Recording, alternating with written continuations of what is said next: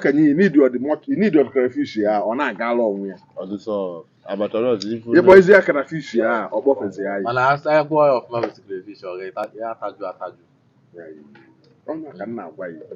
Na nke agadi nwaanyị gwọ bụ ezi crayfish ya. Ọ gbọfee yi. Nlalu. Ataju.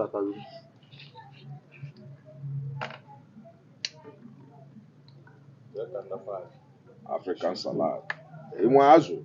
Bache for higher. Ya agwọọlụ m na. O nwere ihe ọdebe ọda aga. A na-agwọ manya na nke akịdị. Gwọ manya na ibe na village a na-agwọcha na were a na-akpọ ụzọ akị.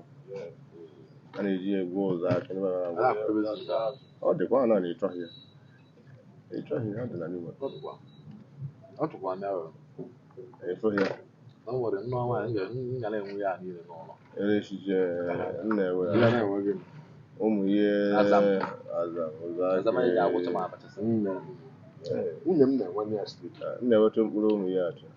Ụmụ m na-agba n'ogide etu a pasị nọ. Akwa